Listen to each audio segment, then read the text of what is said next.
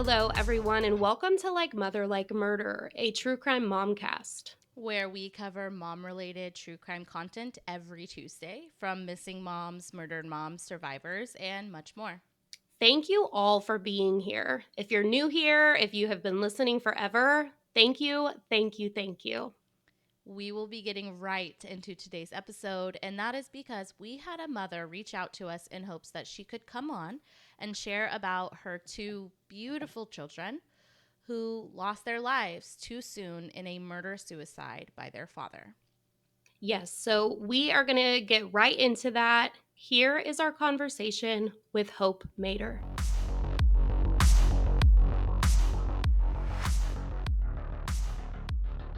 So much for having me today.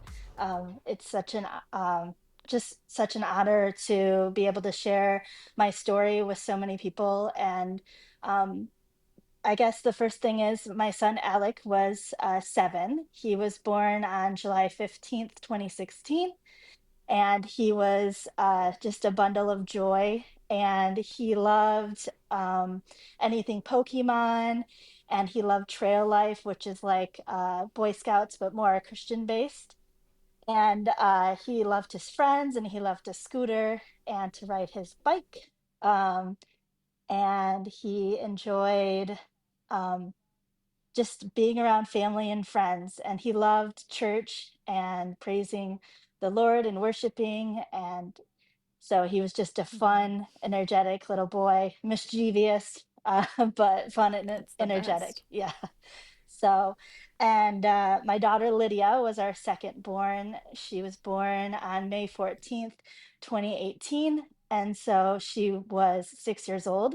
And Lydia was our little princess. We used to call her Sissy instead of Lydia. So her nickname in the house was Sissy. And we got that nickname because when Yeah. Lydia was born, Alec couldn't say Lydia. And so he said Sissy instead, and so it just kind of stuck. So that was her nickname, is Sissy. And she loved anything anything girly, purple and pink and glittery and princessy. She loved arts and crafts. She loved to color. I had like this coloring bin that she could go in and just kind of take anything out and do whatever she wanted with. And she would often just sit on the floor and color for like an extensive Oh, period of yeah. time. For a young child, that's very rare. So like she'd sit there for like That's amazing. 30, 45 minutes, an hour, like just color. Yeah, so she loved arts and crafts. And so she also loved to play with Alec. They each had their own rooms, but I often found Lydia in his room playing with his toys and his stuff. And then I'd be like, Lydia, you have your own toys. Like you can go in your own room and play. And she's like, no, I want to play with Alex toys. I'm like, okay. So they were like good. They always had a good sister brother relationship. They always looked out for each other. Alec was very protective over Lydia. Always, always. So yeah. And then so those were my two kiddos. And yeah, they're just a bundle of joy, and I miss them. I miss every day with them, smiles, like laughter. Lydia did these running hugs where when I would drop her off at daycare, like before and after school care for school, I'd like sign into the book, and she'd run, drop her backpack down, and then instead of walking over to me and like hugging me, she'd do a full on like run and like run into me, like almost like knock me over. So yeah, she loved those running hugs. So my body still like feels those like running hugs. Yeah. It's kind of funny. That's a Um, that's a beautiful thing. yeah. I was wondering if you could you tell us like one thing that was your favorite to do with each of them? Cuz that's beautiful, and I'm you saying that you can still feel that. That's so amazing. And I'm like I love hearing about them and their bonds. Like what was something that you loved to do with them? Um, I guess our favorite thing that we did Love was we did our it. annual Great Wolf Lodge trip. So, like, I would take them to Great Wolf Lodge. We did it when Brock and I were still together. And then so I still wanted to continue that tradition even when we were separated, because that's Yeah. something that we always did, and the kids look forward to it. So we went to Great Wolf Lodge in January of 2024, and it was so fun. I remember that trip. We went for 2 nights and the kids had a blast. I took one of my friends with me and her daughter so that like I could hang out with my friend and them, but then also the Hmm. daughter was a little bit older so she could like watch them and stuff. So it was a lot of fun to see them and to Yeah. see them playing and running around and I one specific memory with that is I remember Alec didn't Mm. Alec didn't want a life jacket at first to go into the wave pool. And so I was like, okay, that's fine. Like they were really good swimmers, Alec and Lydia. Brock taught them both how to swim and they were really good swimmers. And so I was like, that's fine. You don't have to have a life jacket. Like you, as long as, if you feel tired, you can come back and get one. And I remember my friend's daughter came over and she was like, Hope, you'll never guess what happened. And I was like, what? And she's like, Alec got tired and he walked up to me and said, I need a life jacket. And like we put one on him and Yeah. it was fine. Like, so for him to advocate Oh, for himself and be like, I'm getting tired. I need a life yes. jacket. Like that's huge because he was only 7. So It's a yeah, testament to you as a mom to make sure like you're encouraging that, like advocating for yourself. I love that so much. That's amazing. I love that. yes, yeah. He was a big advocate for himself. So he had Mm. severe peanut and nut Yeah. allergies, like anaphylactic. And so we found out when Oh my he was 1, gosh. he almost passed away. So we found out that, and so from then on out, like when they're little, we have to pay attention and stuff. But when he got to be like 2.5, 3 years old, he was able to advocate so much for himself that like he wouldn't eat anything unless he came to me or to his dad and like asked Wow. us like, was it okay for me to eat this? Even if an adult said it was That okay, is he so wouldn't good. And trust that's what they said and amazing he would from come a to one kid of that us. age That's because it amazing. is, you know, impulse control at that age is really hard. You see a cookie, you want to eat Yeah, it, and but if it has peanuts in it, that's yeah, amazing. It's awesome. yeah, yeah. It was really, I mean, it was really, really good for, him to advocate for himself. And yeah, so. And then I I love guess that. like my other memory is just like Alec and Lydia, they love to swim. So we Yeah. we would swim all the time because we lived in Arizona. So Yeah. we were always in the pool and so they love to swim and I remember when Lydia first started to learn how to swim, she would hate it. Like she would scream at the top of her lungs and we were at a community pool in our neighborhood. So like there's other Oh people around no. and Yeah. so they're thinking like probably we're hurting her, but like we weren't. We were just trying to get her to learn how to swim. And so we were Right. those parents that were like, no, Yeah. you need to learn how to Yeah. swim. We Yeah. don't care if you scream, we're still going to teach you. So, yeah. She got there. She toughened up, She right? she toughened up. Yeah, and she was That's 5, 6 awesome. years old and she could swim without floaties. Like on her birthday on May 14th, 2024, her 6th birthday, the pool was open in May in Arizona in my backyard, and my sister got her little diving rings that you Oh, like that they're huge and like you like can swim through them. And so I put them in the pool and like she like jumped in and like swam through the rings, and that's one of wow. the last That's videos I have amazing. of her. So that was 5 days before Thank she you so died. much So for sharing yeah. that. So It's important, obviously not only for loved ones, but also for any of our listeners, anyone who we're trying to, expose to the importance of things like this, to remember who they were, and like you said, the bundles of joy, and we don't want to yeah, just see them as, names on a page. We want to make sure that we can. correct. We don't want to remember them Exactly, just for what happened to them. and Right. the joy that they Remember brought for to their who family and they friends. were. So thank Yes. you so much for sharing that with us and with the listeners, because Yeah.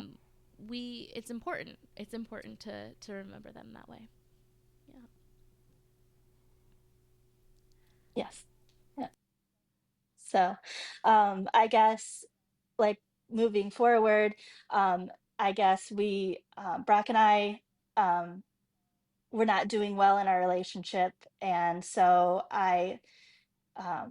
and this was after my parents had passed away. So my parents passed away as well. So my mom passed away in November of 2021 from a car accident. My dad died of kidney failure in July of 2022. And so after these huge losses, and even before that, our relationship wasn't good, but it was more strenuous after those losses. And and for the lack of a better term, Brock was abusive towards me. And so in every aspect of the word. And so I felt like it was best for me to leave that situation because I didn't want to live like that anymore. And I knew that God did not want that for me and the kids anymore. And B, I didn't want to live like that because I knew that life was short because my parents died at such a young Mm-hmm. age. My mom was 63 and my dad was 64. And Right. so I wanted to leave. And so I asked for a divorce. And as soon as I asked for that divorce, he then said he wanted to kill himself. So Mm-hmm. I obviously called 911 for my safety, his safety, the kids' safety. And because he said he wanted to kill himself in front of the children. And I wasn't actually in the house at the time. I was walking around outside, like I walked around the block to try because Yeah. was trying to diffuse the situation. Um, and so obviously still had the kids inside. And so he said that I was talking to him on the phone, asked for a divorce. He said that he would kill himself in front of the kids. And so I called 911 and, talked to the dispatcher and she asked like, um, can you go back inside? And I said, no, I don't feel safe to go back inside. I said, I know that's wrong because my kids are in there with him, but I never felt Right. at any point that Brock Yeah. would hurt the children. I knew that he would hurt me, but I felt at no point that he would hurt the kids. And Right. so that's kind of the basis of like where the story starts. And I want all the viewers to also listen that I'm coming from a perspective Mm-hmm. of somebody that has trauma and abuse. And so my mind Yeah. was not running on all cylinders. If you research abuse and you research how that affects your brain, I made decisions that were for the best, I thought, for me and the kids, but um, other people might not think Yeah. so, and that's because they haven't gone through abuse. And And so, everyone's situation is so differently, but because you went through that and because you knew, I could only assume, I can't speak for you, but you thought in that moment if you went in there that could escalate with him. So you were doing what you felt was right for your children in that moment to correct, keep them safe, because if you went in there you felt Yeah. things could probably go a different way. correct, yes. And so I called the police. They came. They talked to both of us. Because he stated that he did state that to the police that he did make that threat. Because he did make that threat, they had to take him via Mm-hmm. ambulance to the hospital as a protocol. And I then was at home with the police officers, and the nicest police officer from the Surprise Police Department was like, you need to pack some bags, you need Yeah. to get somewhere safe, go to a hotel, do you have any family around here? And I was like, no, I have no family. Like, my sister and my aunt were in Michigan, like I had no family in Arizona. And so I packed bags, did all of those things. But why he's telling me this, I'm still not processing that Mm-hmm. it's as severe as they think it is. Like, I don't, like, my brain is not computing that, like, this is not as a dire situation as the police are thinking it is. And so I pack a bag, I get on the phone with my sister and my aunt, and I tell them what's going on. Mind you, Mm-hmm. nobody knew about anything that was happening between Brock and I. I kept everything like between like every again, normal abuse victim, everything you keep Right. internal. And so I went to a hotel and stayed there for a while, filed the paperwork with the attorneys, did all that for the divorce. And then we came back here to Michigan for a few days with my sister and my sister's family, just me and the kids, just to get away from Arizona for a couple of days. And we had the best time. The kids got to swim with Yeah. their cousins, which was Yeah. the last time that they got to see them. They got to swim with their cousins. We went to a hotel and they swam in the pool. We went to a trampoline park and they had the best time. And so that was the last time that my uncle, or their uncle, my brother in law, and my niece and nephews, their cousins, got to see them alive. Um, and so, because, we live in two different states. And so Yeah. um, that was, a blessing in disguise that I did all of those Right. things for them. Um, and then um, we went back to Arizona, and this was October of 2023. And I took them back to school that Monday after fall break, and I put them in school that day. Didn't think anything was wrong. Like, divorce process was going fine, everything was being filed, you know. Um, And then I started getting strange phone calls from Brock, Mm. that didn't sound like himself.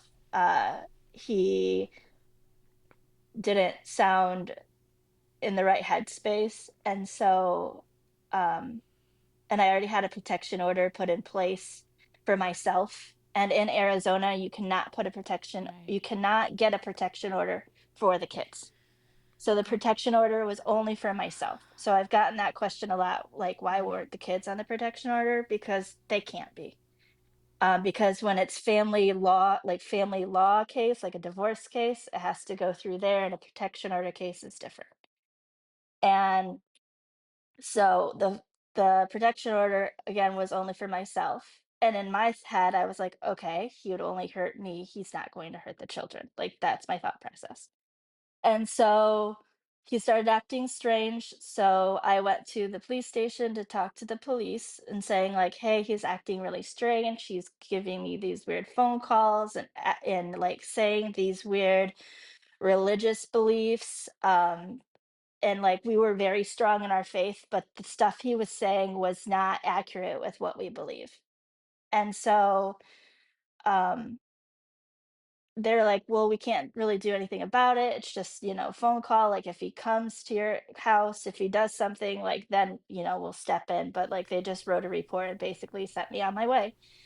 And I then So got, oh, go ahead. I didn't, sorry, I don't want to interrupt the thought process, but I do have a question. So a protection order that was in place, it was only like physical, like being there, like him calling you doesn't violate the protection order? It did, but it's not a severe violation. So they're just going to write a report, kind Oh of my be like, gosh. hey, here's what you did, slap you on the hand, go your merry way. Like, Wow. they wouldn't obviously take him to jail for that or anything. Like, it's in their eyes, it's just a phone call. They wouldn't take him to jail for that, but they also wouldn't look into what you're explaining to them is happening. I Correct. find that odd. They listened to the voicemail, they Okay. listened to the things, and they did say it was odd, but they said that I wasn't any physical danger at that point. So they kind of wrote the report, did their due diligence. Again, I thought it was odd, but I'm taking the advice of law enforcement and Right. my attorney and all the people. That's the whole thing, is in this story. You have to understand that I was taking the advice of the people that are supposed to Right. protect you, the law Right. Right. enforcement, the attorneys, the courts. Like, all these people are supposed to be employed to protect someone. Right. And so I I when I was still at the police station after I talked to the police officer, I got this gut feeling. Like, I don't even know how to explain it, but just like this gut feeling that something was wrong. And so I called the school, which I never do. And Mm-hmm. so I called the school and I talked to the secretary on the phone, and I was just like, "Hi, This is Hope Mater. I just wanted to check on Alec and Lydia and see how they're doing. And she's like, oh, well, actually, Brock just checked them out. And I was like, what? Like, then I was like, why would he check them out in the middle of the day? First of all, it was a Monday. Second of all, on Mondays, we have half days. So why would he check them out earlier than a half day? Like, it Right. just didn't make any sense. And so I was Right. like, okay, like, I understand. And I hung up and I tried to call Brock. He didn't answer. I texted him. He didn't answer. And after like an hour, he finally called and I got to talk to the kids. Because of Okay. the protection order, he called, but I didn't talk to him. I could talk to Alec and Lydia. Okay. Right. And so um I talked to them. They seemed fine. I told, like, I'm still like at the police station at this point because I didn't leave because if something would have happened, I was just sitting in the lobby of the police station. And so I told the police officer, like, they sound okay. And he was like, well, I can't really go and get them for you. Like, there's nothing he could do because Brock still had legal rights over them. Was So it his in your guys' agreement? Was it his day? Is that why they were saying it was too early, so we hadn't filed that paperwork yet. We're still at the very okay, Right. beginning of the divorce process, so no parenting plan had ever come up yet because we're okay, only a Right. week into divorce proceed like to filing the paperwork. It's only been a right, week. And so I was like, okay, the police officer said, just I could text Brock or email Brock back and forth regarding the kids. And he said, okay, just text or email Brock and figure out a plan of what you're going to do tomorrow with the kids, who's going to take them to school, yada yada. And so I made a plan with Brock for the next day of the Tuesday, and he said that he was going to take the kids to school and then he would pick them up from school because Alec had trail life, which I like I said is Boy Scouts. And he would also take Lydia to that as well, and she would just hang out and play while he would do trail life with Alec. And I was okay with that. I was fine. Again, the kids seemed fine. I could, you know, I'm their mom, so I could tell if something was wrong. And right, so they seemed fine. I'm saying, you know, I can't do anything. The police officer's telling me legally I can't do anything. So I'm like, okay. We made a plan. I felt comfortable with the plan. I went to bed that Tuesday, or sorry, that Monday night. It was like 9:30 I went to bed because I was just exhausted. I got woken up by the surprise police department at like 11:50 p.m. that same night. And they called me and they said, "Do you know that your husband has your kids?" And I said, "Yes." I said, "I've talked to the police officers previously earlier today." And yeah, and he's like, "Well, you need to come and get your kids. They're at this hotel. And you need to come and get your kids because we took Brock to a facility because he called 911 on himself because he was having homicidal and suicidal ideation." And so I was like, okay. So I don't drive because I'm visually impaired. So I had to get like an Uber in the middle of the night, get their car seats. Like it was a whole ordeal. So I got them, picked them up from the hotel. They were sleeping. So like I picked them up. The police officers helped me find their shoes and like all their stuff that I needed. I like took them back to the house, put them in bed. And then like it just dawned on me like, this is not Rock. Like he would not be leaving voicemails about these random, religious things. And then he wouldn't be calling 911 on himself because he was so paranoid and he was having homicidal and suicidal ideation. Like he's not in his right mind. right. And after reading the police report, or like it wasn't a police report, but after reading the dispatch notes from that evening, I could definitely tell that he wasn't in his right mind. He called, he was severely paranoid. He asked the dispatcher if like she was demonically possessed, if she believed in demons. He was like talking to himself because he felt like people were watching him, like they were like outside of like the hotel room, like the windows and stuff. And um I actually found out from the police or those dispatch notes that the police officers had their guns drawn at the hotel door, Oh, and the kids are sleeping like yeah.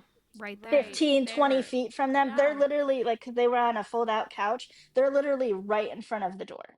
Like, you walk in the door, you walk 3 steps, and the bed's right there. And so I'm like, obviously nothing happened, but in my head, I'm telling this to, I'm telling this to my attorney, and like, we put um we put executive measures in place, so that I could have full custody of the kids, because obviously from this incident, he put them in danger. So the courts did give me temporary full custody of the kids, until we could have a hearing.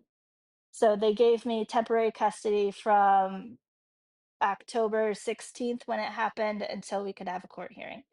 And in that time, Brock was in the facility getting help. And so, and again, in my head, I thought, okay, they're gonna have him in there for 72 hours and release him, right? Like a 72-hour hold. He was in there 9 days.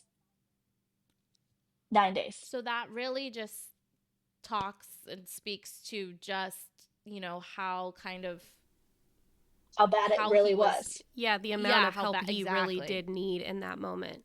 Correct. Yeah. I have a Correct. question about that night in October. So you mentioned he was at a hotel. Yes. Um, was he staying at a hotel? Had he just gone to this hotel? Because I know later, he has his apartment, but Correct. He was staying at a hotel because okay. in the protection order, they gave me the marital residence. So he didn't have a house at that point. So he was Okay. staying at a hotel temporarily. Okay. And he'd only stayed there for a few days, and then this occurred.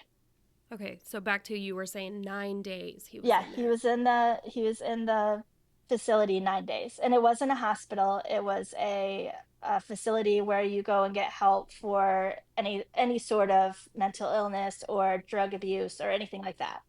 So it wasn't a Mm-hmm. hospital. And Was he so, no, sorry go to ahead. keep interrupting. No.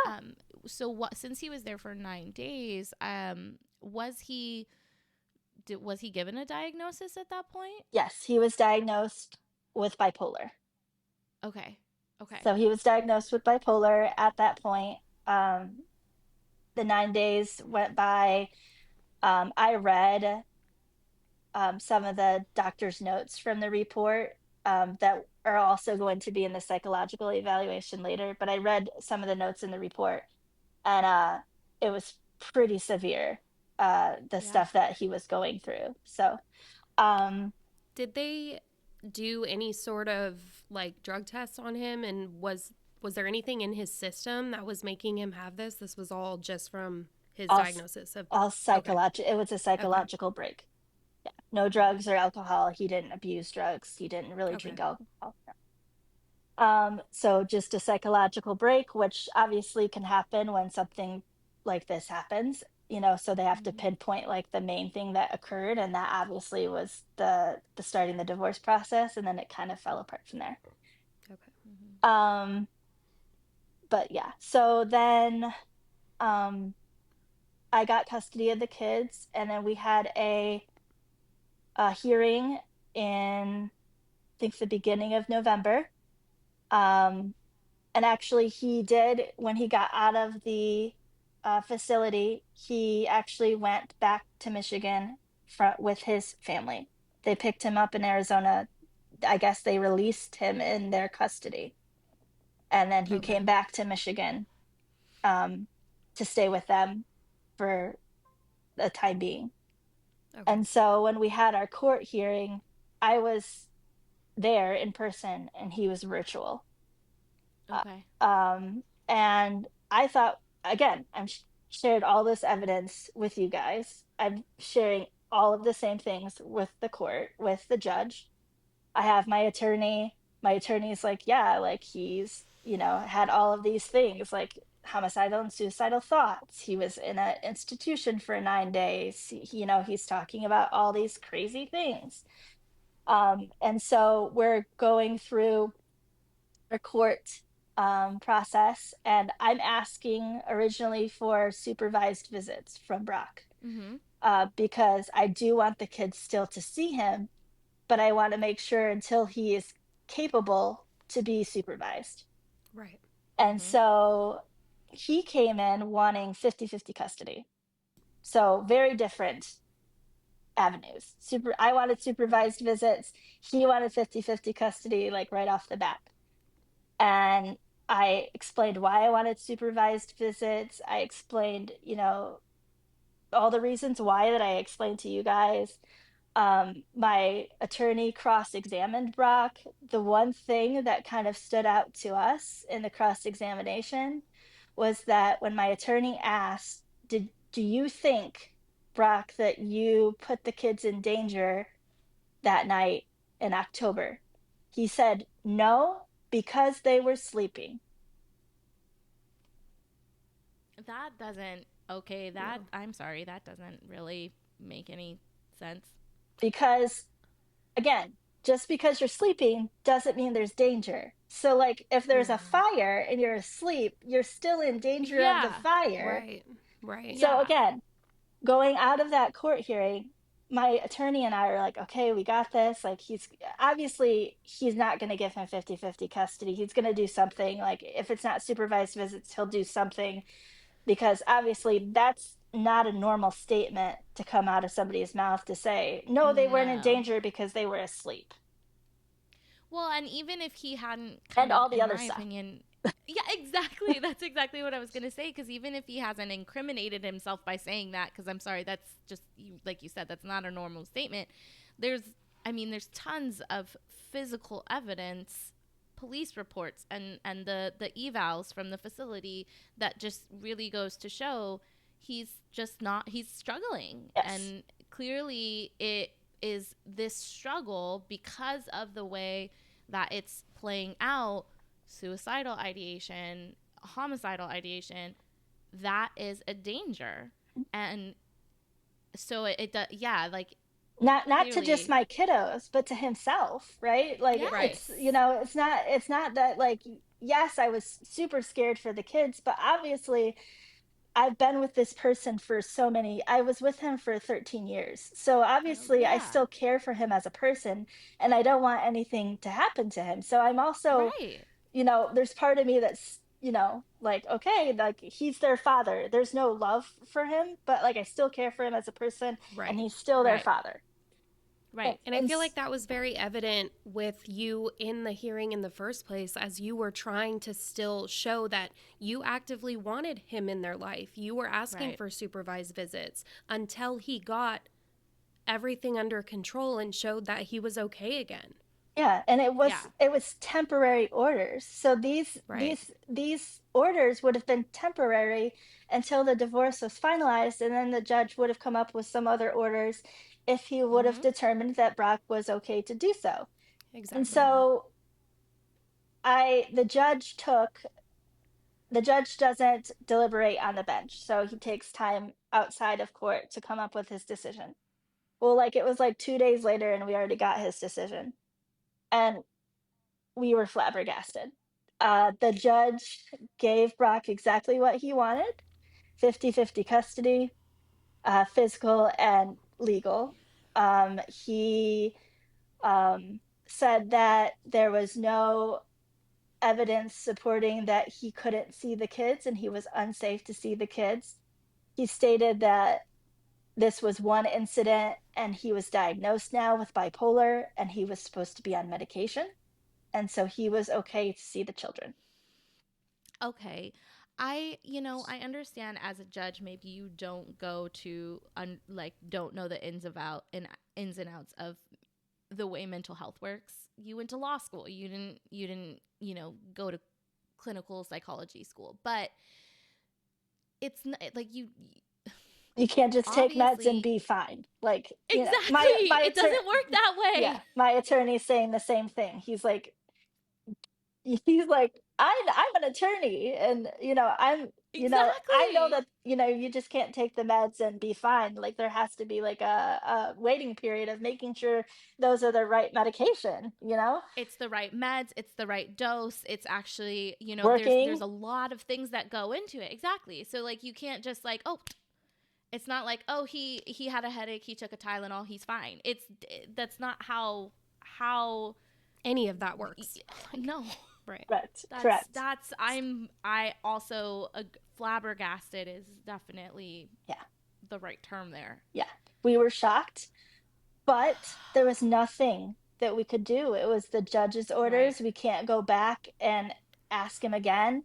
At that point, I even asked my attorney, like, could we get a different judge? And really, you can't do that except unless there's like extenuating circumstances that you think that the judge is like, biased in some way. But like, Right. there was nothing that we could do. And so, um, in the orders, it stated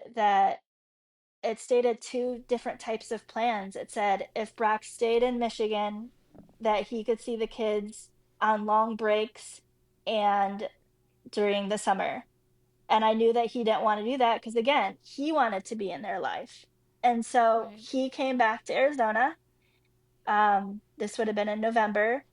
He found an apartment. And also, another big thing, as well as when we were separated, or even before we separated for a year, he wasn't working. He didn't have a job. I was the sole provider. So then the judge also had to ask him, hey, you have to get a place to live to put these kids, and you got to get a job. So he Right. he did those things. He got a place to live, an apartment. He got a job. Um, I have he a quick question to Yeah. go back to the court really Mhm. quickly. Um, so I know because you have said it in videos that I've watched and reading things, Brock owned guns. And so, Correct. how is this not something in the court, too, that says not only has he said these things, not only has he made these calls, not only has he put the children in danger, not only is he putting himself in danger, not only has he been diagnosed and he needs the proper help, but he has access to these. The guns, This yes. wasn't a No. so this was a Big conversation or no? No, because of the protection order that I put in place with a separate judge. So I want you to Okay. understand, like, the protection order with that judge Mm, was one judge in my county, or sorry, Okay. in my city that I lived in Surprise. The the family law judge was a different judge. They didn't communicate, right. obviously. And so when I got my protection order, I put in there that he had guns and I didn't want him to have guns. Right. But in Arizona, they put it in the paperwork, and the police officers come and like ask if he has guns and such, and stuff, and he could have put them somewhere else. They don't really do their Right. due diligence. They can only confiscate them if he lets them. Like, he could lie to Right. them, He has to like surrender them surrender them. like Correct. willingly. Willingly. The cops can't like walk into the house and search the house and take any Cor- guns that cor- they find. Correct. So I don't know, and that's a part that I don't know. So I I I always try to believe in my head that he surrendered those guns because I'm trying to believe that, like, he would do what the law said. But again, he was not in his right mind. Right. Right. So, and Yeah. I still don't know if Yeah. those guns were surrendered or not. And I'm assuming from what's going to transpire that they weren't. And Right. so, Right. um, and also, surrendering guns does not mean that he can't go out and buy another gun. Right. Right. Right. So there's no red flag laws in Arizona to do with guns or anything like that. There's no protections to protect families or people with mental health issues or anything with guns. Anybody can walk into a store in Arizona and get a gun, like, as long as you Yeah. have your ID and you're of age. And So yeah. it's so even with that, right? Everyone has their views, their opinions on guns, and my thing is with what you're going through with the mental crisis and the obvious. I mean, he was just admitted, spent 9 days somewhere. He's going through all these things. Yeah, maybe you can't stop someone from going out and getting another one, right? That's very evident. We know that you can't stop someone. But if they were taken temporarily, if they were confiscated temporarily, maybe if there was a mental break, maybe if there was a moment that something like this was to happen overnight with a feeling, emotion, anything, he didn't have the access right then and there. Maybe it Right. would have, even for a second, where it's like, okay, I'm having this thought. Now I need to go out and get this gun. Maybe in that time to go and get the gun, you stop what you're doing. Yeah. But having access to them in the same place where you are having this breakdown doesn't help anything, as Correct. we know. So, As we know. So yeah, the for the family law judge, I want to also make it evident that in that temporary orders hearing, he didn't look at any evidence from the hospital or from the place that the facility that Brock went to. He didn't look at any of the police reports. It was all based on like my what I was saying and what he was saying. There was no evidence at that point, which also was strange to me that he didn't like ask for evidence. And so he Right. came on upon this decision not looking at any of the police reports, the dispatch notes, not looking at any of the reports from the institution, nothing. yeah, So, That seems like we you see this too should, often. like, I mean, that is, to me, that seems like you have failed to do your job and like you're liable for some, like, you're failing to look at all the evidence of the case. Like, correct. you're culpable here, sir. Like, Right. what the hell? Yeah, Sorry. no, I totally agree. Then, so after the temporary orders hearing, we had 50-50 custody. Brock moved back to Arizona. We had a 5-2-2-5 schedule, which means Brock had them for 5 days, and I would have them for two. He would have them for two. I would have them for five. So it was like a 2-week rotation. Okay. And it took the kids a month or a month and a half to get used to it. After a while, they got used to it, and it was working really well. Brock was mentally stable at that point. He was on medication, as far as I know. Also, in the temporary orders, the funny thing that we asked for was to have Brock um, somehow show the court that he was taking medication. Well, the judge, Right. instead of doing that, the judge wrote in the temporary orders that I could ask him if he was taking medication. And my attorney and I are looking at each other like, well, he could just lie, or he could just show Lie. you, he could just show you like a receipt, and it would be like, not accurate. Like it could be like Right. 4 weeks ago, like it just, again, there was so many gaps that like this could have been prevented. Mm-hmm. Um, and so um, he was on medication. His mood was stabilized. We started co-parenting. The kids were thriving in school. They were doing well at his house. They were doing well at my house. Because I had the protection order, I would have to have people take the kids to him and bring them back to me because I Mm-hmm. couldn't have contact with him.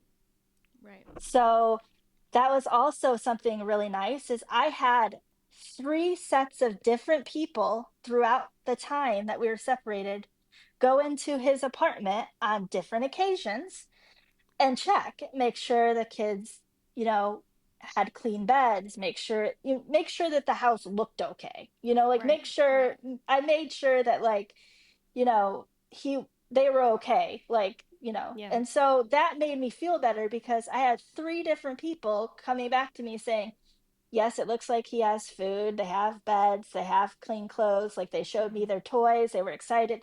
Like, and I want you to understand too, the people that were going into Brock's apartment and stuff were friends of both of us.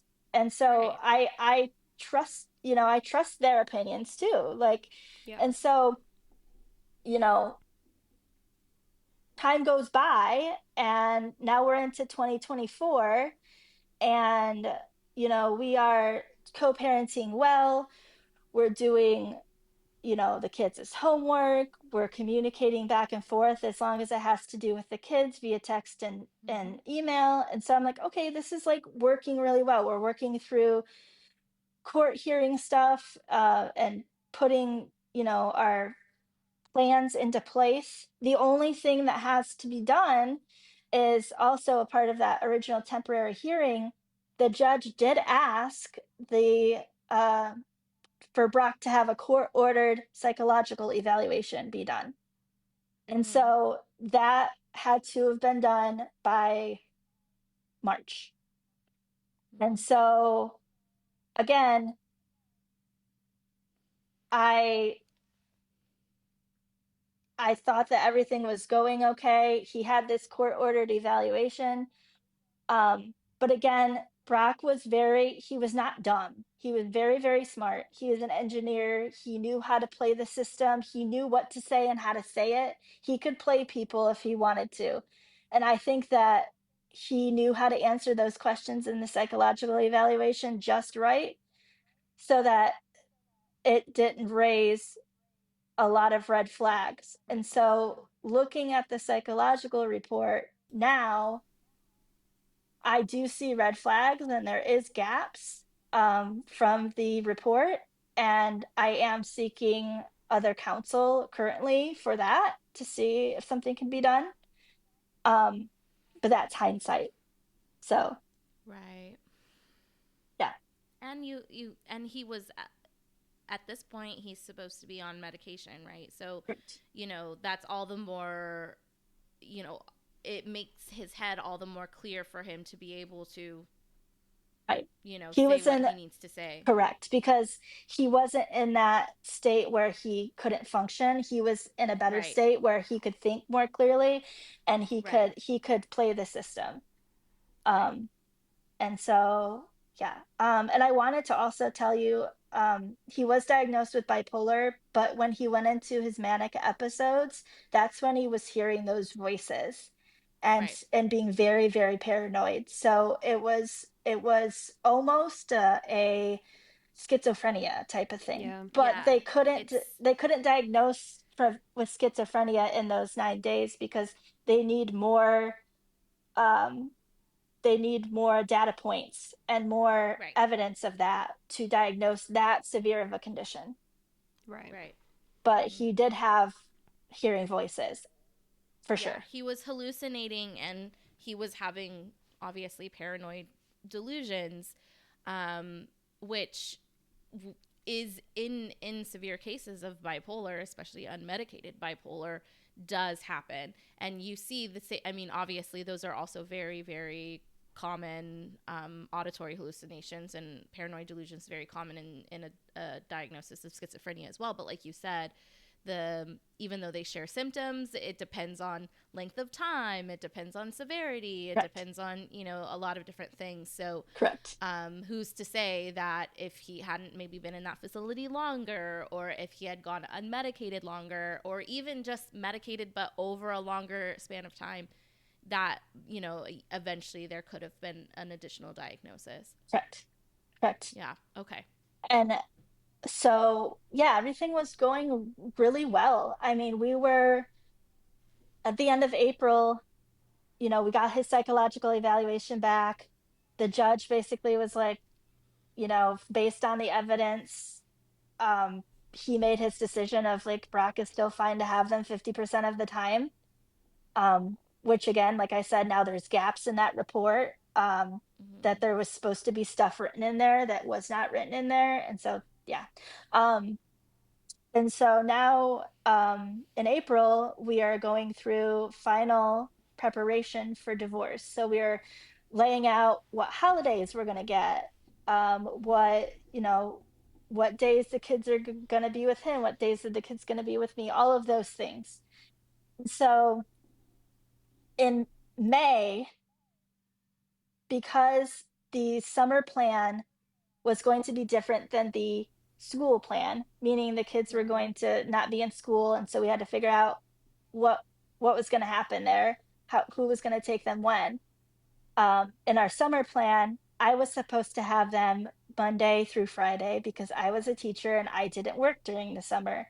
and then he was going to have them every weekend.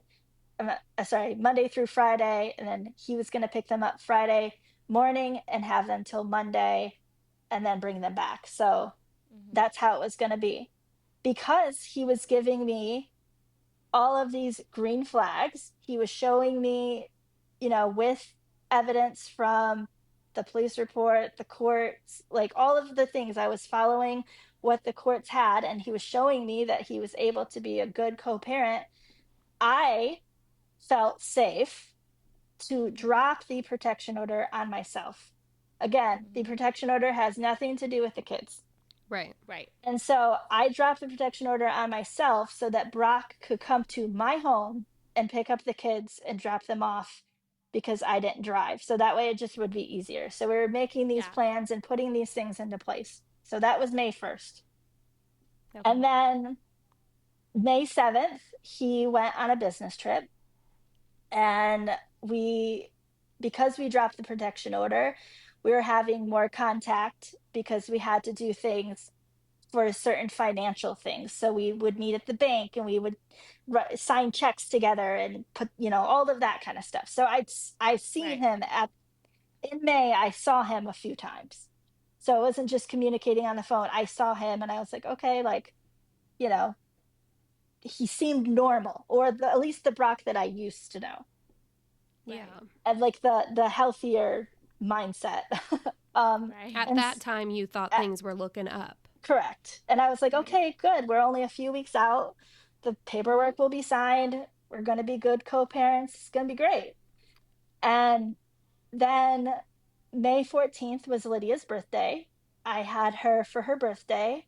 It was on a Tuesday. So again, we were good co parents. Brock let me have the kids on certain days, even if it wasn't our days. So we communicated really well. If he had a business trip, I took the kids. If he was supposed to have them, like, we were, Yeah. we were Working co-parenting. together. We were working Hmm. together.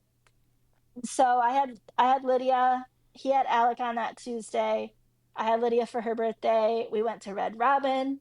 We she didn't want she didn't want me to wrap presents that year. She wanted to go to Walmart and pick out her own presents. Oh. And she was so excited. So we went to Walmart. She picked out a ton of stuff. And now looking back, I'm so glad that she did, Yeah. because that was her last birthday. Yeah. So she picked out so much stuff, art supplies. She picked out a big bluey coloring book, like tons of stuff. And we came back to my house. We had cake and ice cream. We swam. So much fun.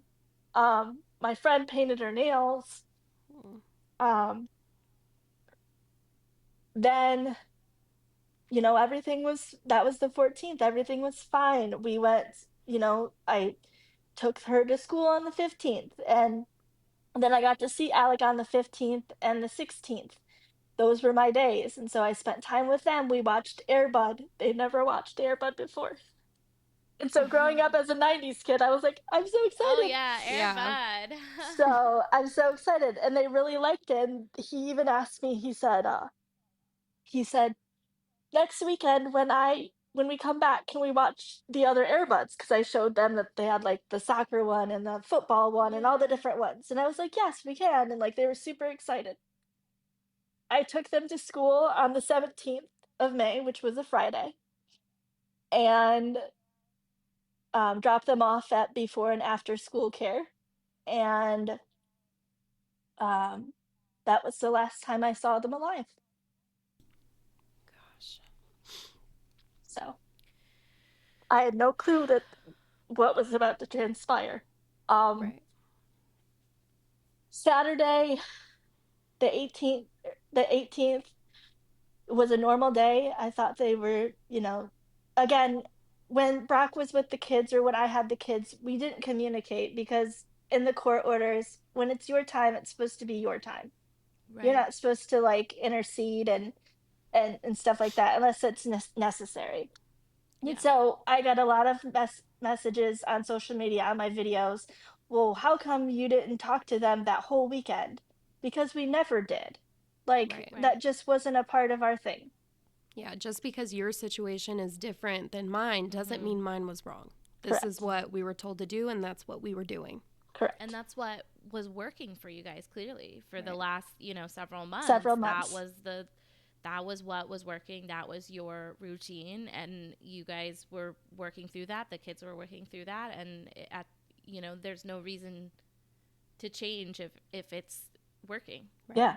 It was awesome. I mean, the kids, like I said, they were thriving in school. They were doing Mm-hmm. amazing. Like, it wasn't affecting any social skills. It wasn't affecting them academically. It wasn't affecting them at home. Like, there was a few things, like a few times here and there where, like, they're like, "Oh, I don't want to go to dad's." But like, that's normal. Like, that's Right. normal stuff. And so on the 18th, I'm not sure what they did, but I went to a Matt Rife comedy show, and I laughed so hard. I had the best time. And then on the 19th, which was Sunday, I found out later, but I found that they did go to church that Sunday morning, and he checked them into church. Um, if they were with him, they went to the 9:45 service. If they were with me, they went to the 10:30 10:45 service. Sorry. If they were with him, they went to the 9 o'clock service. If they were with me, they went to the 10:45 service. So that Mm-hmm. way, like, that's just how it was with the protection order put in place. And because even though we didn't have a protection order, we just kept it because the kids were used to it. Right. So he took the kids to church, checked them into kids' church that morning. I know that because I had the pastor check the timestamp and they were checked in. Um, Later on the 19th, um, based on police investigation of people that were at the apartment, um, they heard what sounded like fireworks, and they came outside to investigate. They didn't hear anything else, so they went back inside. And that was between 9:30 and 10:30 p.m. And so that's when they think that they actually were killed. Hmm. I did not know anything was wrong until the 20th, which was that Right. Monday. Because that would have been your day It would to. it would not have been my day. I Oh, I okay. no. I knew something was wrong because I got a phone call from the kids at school saying that there was an unexcused absence.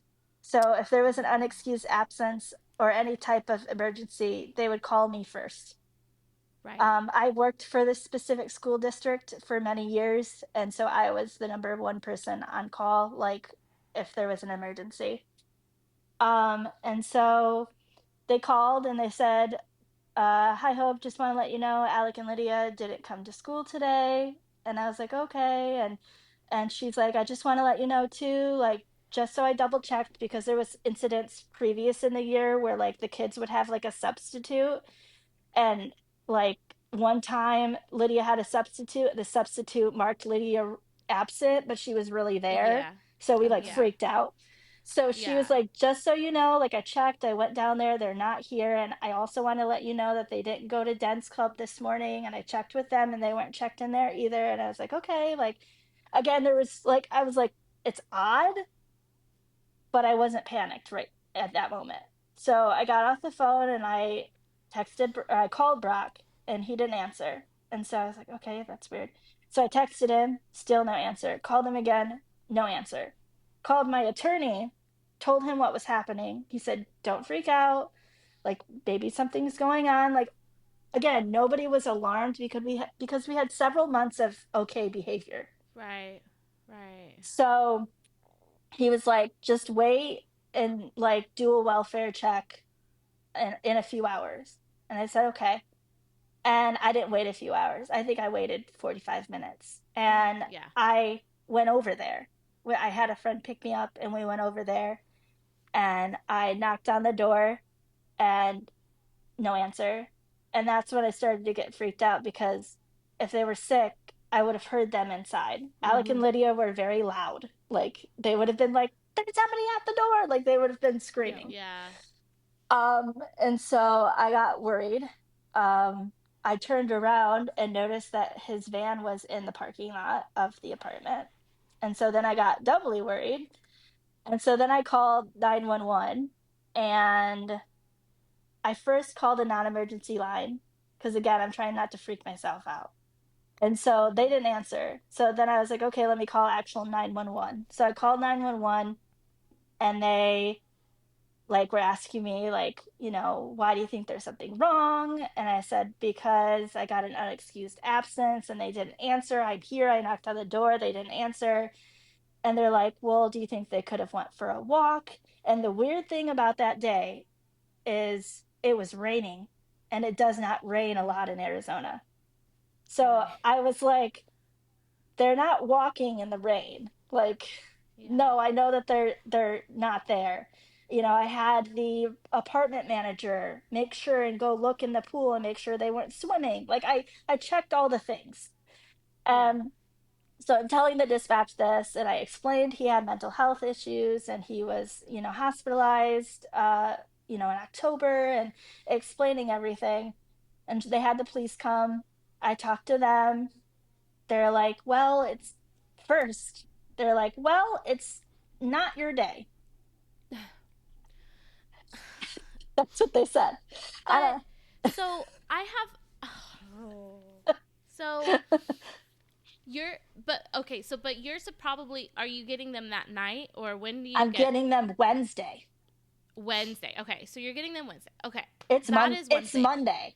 It's Monday. It's Monday, I'm getting them but Wednesday. Yeah. here's the thing. If you, I understand that like the time with your co-parent, that's the kid's time with the co-parent. But if at any given time you are worried for their safety, you're still their guardian. Like you should still be able to have a say in I don't care if it's not my day. I don't care if it's 2 days from now. I mean, there's got there in your guys' agreement. There has to be a thing that says, well, it's not like he's allowed to take him out of state without consulting me. Correct. Correct. So that was So his first response. Okay. Then I explained to him all of the stuff that we've talked about. Okay.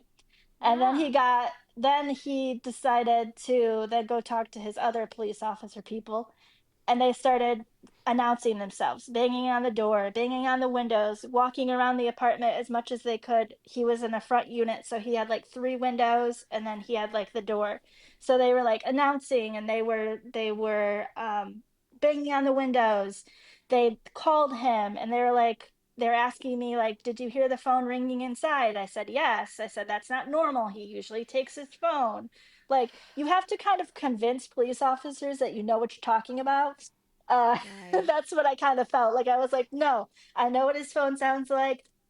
I know that he wouldn't leave his phone. Like, this is not right, normal. So I had His to like, van is right there. The kids yes, are not right, in school. Every yes, single thing that I'm telling you adds up. So yes, do something about yes. it. So I had to like convince them. And so there he was like, okay, like, and then he went off and like talked to his other cop buddies again. So we're waiting there in the parking lot, my friend and I. And at this point, my pastors, our marriage pastors, come over and from the church, and um are standing with us and praying. And so um I I was talking to them, and then another police officer comes up to me, and he's like, "Hi, Hope, do you remember who I am?" And I said, "Yes." I said, you were one of the cops that was there on in October at the hotel." oh my gosh, oh my And gosh, yeah, and that's obviously, I'm a believer, a firm believer that God has a plan, and so I feel like God brought him that day. And so I was like, "Yes, I know who you are. I know that you were there in October." And he said, "In October, that was not a normal 911 call, and this is not a normal 911 call. So we're going to go ahead and ask our sergeant if we can go ahead and go inside for everyone's safety." I said, Yes. "Okay." And so they asked their sergeant, and they let them go inside. And they went inside, and they were in there for a really long time. Like first 2 police officers went in, then 3, then like another one, and they were in there for a really long time. So I knew something was wrong.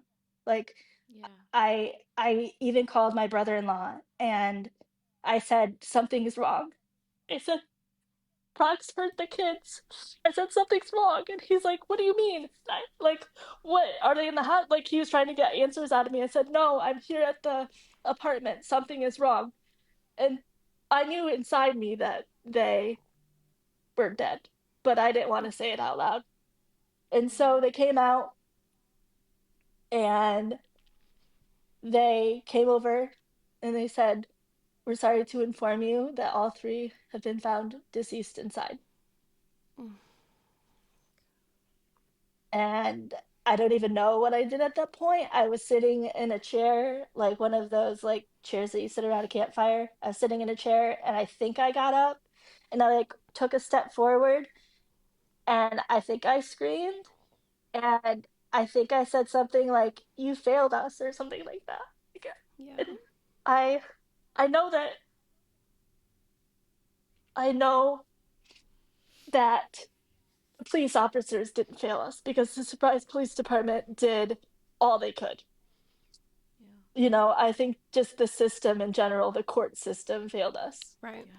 Um, so yeah, but you know, it was really hard. I've lost people in my life, like I said, but I've never lost people in this manner. So I had no clue what was about to happen. I didn't know that there was going to be an investigation and there would be news people trying to get a hold of me and a news briefing and like all of this stuff. I had no clue.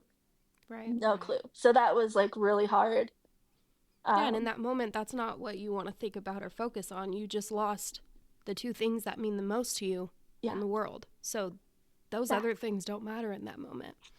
Yeah. So it's really, really hard. I chose not to speak to the media. This is my first, besides my public speaking engagements that I've done, this is my first interview. So Yeah. yeah, Well, I, we're very honored that you would allow us and this platform to be that. And um, it's I can't. You're amazingly strong for being able to even come now with and share the story. And it really is. I mean, I think you know by now, Rachel and I are very, we very much want to advocate for survivors and victims, and it's important for us to make sure that message comes across. And you know, whether we're telling the story, you know, is one thing, but for you to come here and tell the story in your own words and share your memories of them, that's an honor for us. So yeah. And really, really appreciate that. I think that it's important, right? It's important for me to share their memories. It's important also for me to advocate for mental health because yes, the system failed my kids, but the system also failed Brock. Yeah. Yes. Mm-hmm. So Yes, they did. you know, and that's been super hard. I have a very strong faith, and I've chosen to forgive him because Yeah. I can't do anything about it now, you know? So, Yeah.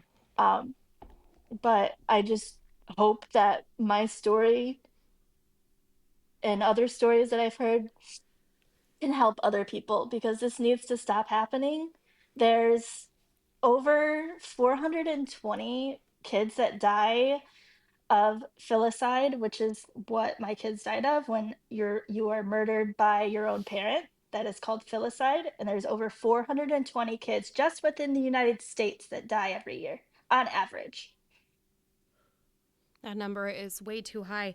And with you saying that, I know you have more to say about it, but you you reached out to us, and that was after another story that we shared. We shared Rowan Maury's story when we talked to Brandy, and that is another story where filicide took place and Rowan lost his life, and at the hands of his father. And that's how we got into contact with each other. And then after seeing your page, I just need to add this really quick, that you seem like the most genuine and like beautiful person inside and out. And watching you talk and just wanting to share because you want to be there or help others if they've been through it, if they're going through a similar situation, to prevent anything like this from happening to others. And that's why, to me, why you're sitting here in the first place, because I don't know how I could be sitting having a conversation right now.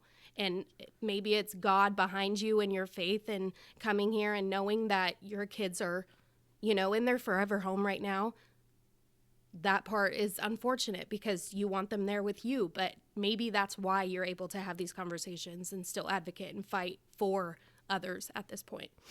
Yeah, I think that one thing that stuck out with me from Brandy's podcast that she did with you was she said that she tries to flip the script and maybe God made her be Rowan's mom for a reason Yeah. for the short time he was Mm-hmm. there on Earth. And I fully believe that too. Yeah. So with Alec and It's, Lydia, I got yeah. 6 and 7 years, but there's a reason. Yeah. 6 and 7 years that they knew how much you did and all of the stories and how you talk about them and those, unfortunately those last days, but Yeah. Great Wolf Lodge and those years are such beautiful years, and being able to have those memories and her Lydia's birthday and not wrapping presents, that's going to be something that you have forever. Yes. Yeah. Ooh, look, I'm all right. I'm never all I right. think we all need like a It's a second with it's a the lot. tissues. It's a lot. Yeah. So, we've talked a little bit about that the advocacy that your kind of mission here is the advocacy. So, just to speak a little bit more to that, we've seen throughout our talk today just all these different places where you go, this is right here. This could have been avoided. It could have been avoided right here. It could have been avoided right here. So, what are the some of the stances in terms of advocacy? You mentioned mental health, and the importance of understanding. What are some of the like takeaways that you'd like our listeners to know when it comes to mental health or otherwise? The courts, obviously, there's some systematic failures there as well.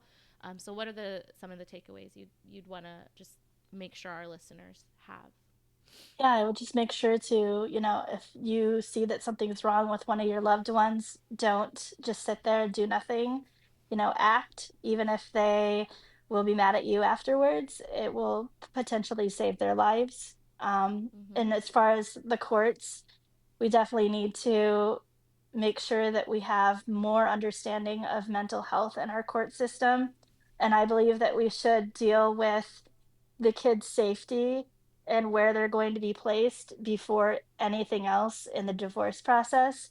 It doesn't matter Mm-hmm. about finances, it doesn't matter about any of the assets that a couple might have. The most important thing is their children because we can't get them back. That's so true. It's so true. I mean, the the the fact that, like you said, even at the beginning of all this, because it was early in the process, there was no custody arrangements. You guys hadn't gone through any kind of mediation yet, but like there should be, like they need to make like a whole division, which is just as soon as this happens, here's how we're going to handle custody. Because like you said, the money, the houses, the property, all of that is nothing compared to A life. the Your the children's lives and lives. well-beings of Yes. the children. Yes. And yeah, I think that is such a great point to make, because sometimes I feel like people look at like, oh, and what about the custody arrangement? Like it's like an afterthought, and Yes. that is the opposite Yeah. of what it needs to be. Right. Yeah. It's a great point. Yeah. I know I didn't ask you to bring this, so I apologize, but I know that you read a poem on TikTok in the past few days. I was wondering if you wanted to read that. Is that something you'd be interested in? And you don't have to. Yeah, I have But to get my phone so I can read okay. it off my Okay. phone. That'd be great. Okay, this is called The Train Poem, and it's by Vincent Moore. At birth, we boarded the train and met our parents, and we believe they will always travel with us on our side. However, at some station, our parents will step down from the train, leaving us on this journey alone. As time goes by, other people will board the train, and they will be significant. Our siblings, friends, and children, and even the love of our life. Many will step down and leave a permanent vacuum. Others will go so unnoticed that we don't even realize that they vacated their seats. This train ride will be full of joy, sorrow, fantasy, expectations, hellos, goodbyes, and farewells. Success consists of having a good relationship with all passengers, requiring that we give the best of ourselves. The mystery to everyone is that we do not know at which station we ourselves will step down. So we must live in the best way, love, forgive, and offer the best of who we are. It is important to do this because when the time comes for us to step down and leave our seat empty, we should leave behind beautiful memories for those who will continue to travel on the train of life. I wish you a joyful journey on the train of life. Reap success and give lots of love. More importantly, thank God for the journey. Lastly, I thank you for being one of the passengers on my train. Yeah, I think that's beautiful. And even if we're briefly on your train right now, I want you to know that we're so appreciative of you joining us and talking about your kids. Their ride wasn't long enough, obviously. And it's unfortunate, and you're on your ride right now, and eventually you will show up at the exact same destination as them and be able to embrace them and have Lydia's running hug and all of that again. And so, whew, that poem got me. Whew. Yeah, yeah. I first heard that poem at my mom's funeral, and it's Okay. always stuck with me ever since. So, Yeah. and the one thing that keeps me going is knowing that my kids are with Jesus, but they're also with my mom and dad Yeah. because Yeah. they weren't they weren't here to be their nana and papa all the time. And so Right. now they're watching over them until I get there. Yeah. That's amazing. It's That's an amazing. I think that poem really kind of encapsulates that, and it really also, I think for me, what that kind of I'm thinking about all the people who your story will also impact. I think you might know this already, but you're going to be on a lot of people's trains because right. your story and the love that you have for your children, the advocacy that you're putting out there, it's going to impact a lot of people as it should. And so I think you're going to have a seat on a lot of people's trains, so to speak. And I think that's just going to, be very important. I Um, hope so. I hope yeah. that's my hope is that I'm obviously here for a reason. I often think that, it could have gone so differently. Yes, Mm-hmm. this could have been prevented, but also if he wanted to, he could have also come and killed me. Yeah, So, that's true. You are definitely here for a reason. I do have a question. Do you have anything right now that you have like in the works when it comes to any of our listeners where they can follow you? Or I know that they could follow you on TikTok and we'll share all of that, but do you have anything else that you're kind of like working on possibly that they can be a part of or help in any way? yeah, I have an Instagram, Facebook, and a Okay. YouTube as well as my TikTok. It's Hope in the Pain. And then I'm also writing a book. Yes. I'm about halfway through, Okay. and hopefully it will be out, next summer. So Yeah. We'll have to have you back on, and we will push that, because the more platforms, obviously, that we can share the story, and make sure people are know what's going on, is important. So we'll have you back on. We'll push that book. We'll make Thank you. sure that we'll shout it from the rooftops so that people know. And like Rachel said, we'll be sure to link all of Hope's pages, YouTube, Facebook, Instagram, all of those things will be in the show notes, so that all of our listeners can make sure you go follow, subscribe, do all those things that you guys know how to do on the social media thing. So yeah. And I guess one more thing, because this is another thing that I just take from your videos each time, is you preach kindness and how important that is and how we need so much more of it. So I don't know if there's anything you can add on just how much we need that in the world right now. Yeah, I always leave every video with be kind and always abound in hope, because Yeah. you always need to show kindness to everyone because you never know what someone's going through. And you always have to abound in hope because that's what we have to live for is hope. Yeah. Well, thank you so much for sharing all of that with us and being here today to talk about it. And if there's anything that we can do or any way that we can help to support you, or just throughout the journey, like if there's anything that you want to share with us, or if you need to talk to someone or whatever, we hope that we can be there for you in any way that we can. We're on your train however you want. Yeah. Thank you. Thank you so much. I so appreciate this opportunity.